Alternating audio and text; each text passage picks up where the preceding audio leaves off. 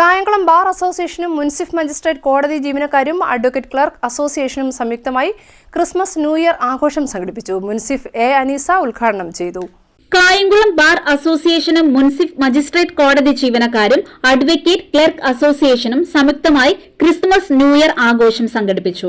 ഉദ്ഘാടന പരിപാടിയിൽ bar association president advocate PJ Ansari അധ്യക്ഷത വഹിച്ചു.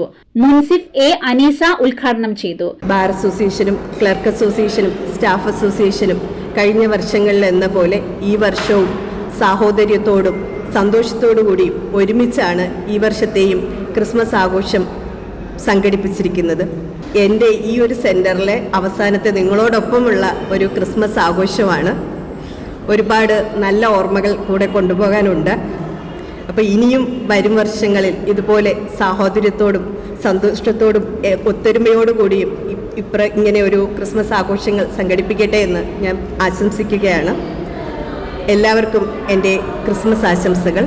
ഈ ക്രിസ്മസ് ആഘോഷം ഔദ്യോഗികമായി ഇനാഗുറേറ്റ് ചെയ്തതായി അറിയിച്ചുകൊള്ളു. ജുഡീഷ്യൽ 1ാം ക്ലാസ് മജിസ്ട്രേറ്റ് ഐശ്വര്യ റാണി മുഖ്യപ്രഭാഷണം നിർവഹിച്ചു. ക്രിസ്മസ് എന്ന് വെച്ചാൽ വർഷത്തിൻ്റെ ഏറ്റവും അവസാനമായ കാരണം ക്രിസ്മസും ന്യൂ ഇയറും എല്ലാതും എനിക്ക് തോന്നിയിട്ടുണ്ട് വളരെ സിമിലർ ആയിട്ടുള്ള കാര്യങ്ങളാണ്. ഒരു ന്യൂ ബർത്ത്, ഒരു ന്യൂ ഗുഡ്നെസ്സിൻ്റെ ഒരു പിറവി. അപ്പം അതേപോലെ ആണ് ഇപ്പം നമ്മൾക്കാണെങ്കിലും ഈ ഒരു വർഷം കണ്ണ് അടച്ചു തുറന്നതിന് മുമ്പ് തന്നെ തീർന്നു. ഇനി പുതിയൊരു വർഷത്തിലേക്കുള്ള പ്രതീക്ഷയാണ്. അതേപോലെ തന്നെയാണ് ക്രിസ്മസും ഒരു ന്യൂ ബർത്ത്, ഒരു പുതിയൊരു ജീവിതത്തിലേക്കുള്ള പ്രതീക്ഷയാണ്.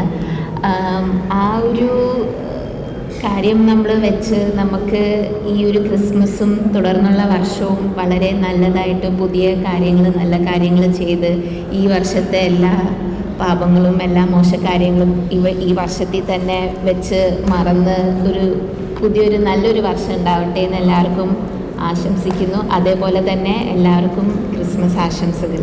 പ്രശസ്ത ഗായകനും ചാനൽ ഗായകനുമായ ഫാദർ ജോസ് കോട്ടയ്ക്കകത്ത് ക്രിസ്മസ് പുതുവത്സര സന്ദേശം നൽകി. ആരെങ്കിലും ദൈവത്തെ സ്നേഹിക്കുന്നു എന്ന് പറയുകയും സഹോദരങ്ങളെ സ്നേഹിക്കാതിരിക്കുകയും ചെയ്താൽ അവൻ കള്ളം പറയുന്നു. കാരണം എന്താണ്? മനുഷ്യനെ ഒരു മനുഷ്യന്റെ ആത്മീയതയുടെ തിരിച്ചറിവ് എന്ന് പറയുന്നത് ആ വ്യക്തിയിൽ എത്രത്തോളം സ്നേഹം ഉണ്ട് എന്നുള്ളതിൻ്റെ അളവുകോലനുസരിച്ചാണ്. നമുക്ക് ഉന്നതമായ പദവികൾ ഉണ്ടാകാം, സമ്പത്തുണ്ടാകാം, സൗന്ദര്യമുണ്ടാകാം. ഇതൊക്കെ വെറും മാനുഷികമാണ്. ഇതൊക്കെ എപ്പം വേണമെങ്കിലും നമുക്ക് നഷ്ടപ്പെട്ടു പോകാം. അപ്പം അതുകൊണ്ട് ഇതിനേക്കാൾ ഉപരി നമ്മൾ ആയിരിക്കുന്ന സ്ഥലത്ത് നമ്മുടെ സ്നേഹം എത്രത്തോളം നമ്മൾ പങ്കുവയ്ക്കുന്നു അതിനനുസരിച്ചായിരിക്കും നമ്മുടെ ആത്മീയത അളക്കുവാനായിട്ട് സാധിക്കുക. അത് ഏത് മതവിഭാഗത്തിൽപ്പെട്ടവരായാലും. ഞാൻ വെൺമണി പള്ളിയിൽ വികാരിയായിരിക്കുമ്പോഴാണ് ഒരു വലിയ വെള്ളപ്പൊക്കം ഉണ്ടാകുന്നത്. അപ്പോൾ അന്ന് ഞാൻ പുതിയതായിട്ട് എടുത്ത കാറ് മുഴുവൻ വെള്ളം കയറി. അങ്ങനെ മേടയിൽ നിന്ന് ഞാൻ പോവുകയാണ്, യാത്ര ചെയ്യുകയാണ്. അവിടെ നിന്ന് മാറി പുതിയ വണ്ടിയെടുത്ത് എക്സ്ട്രാ ഫിറ്റിംഗ് ഒക്കെ ചെയ്ത്. അപ്പോൾ ഞാൻ ആദ്യമായിട്ടാണ് ഒരു കാർ എടുക്കുന്നത്. അപ്പം അങ്ങനെയുള്ള ഒരു അവസരത്തിൽ ദൈവം തരം തിരിച്ചറിവുകൾ തന്നു. ദൈവം മനുഷ്യന് നൽകിയിട്ടുള്ള ഏറ്റവും വലിയ ഇതെന്ന് പറയുന്നത് ജീവനാണ്. വെൺമണി എന്ന് പറയുന്ന സ്ഥലത്ത് ഒത്തിരി ആളുകൾക്ക് കാശ് ഉണ്ടായിരുന്നു, വലിയ വീടുകളുണ്ടായിരുന്നു, അതുപോലെ തന്നെ കാശൊക്കെ ബാങ്കിലുണ്ട്. പക്ഷെ ഒന്നും ചെയ്യാൻ സാധിക്കത്തില്ല. എല്ലാവരും സ്വന്തം വീടും എല്ലാം ഉപേക്ഷിച്ച് യാത്രയാവുകയാണ്.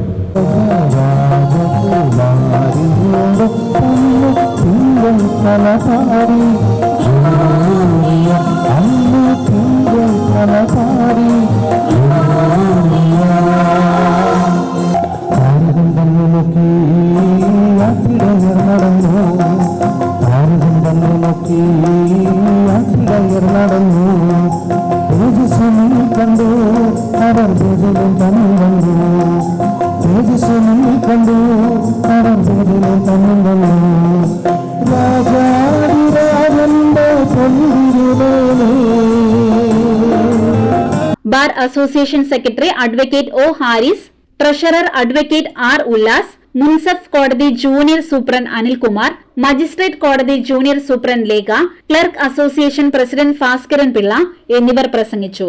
തുടർന്ന് അഭിഭാഷകരും കോടതി ജീവനക്കാരും അഭിഭാഷക ക്ലർക്കുമാരും ചേർന്ന് വിവിധ കലാപരിപാടികൾ സംഘടിപ്പിച്ചു.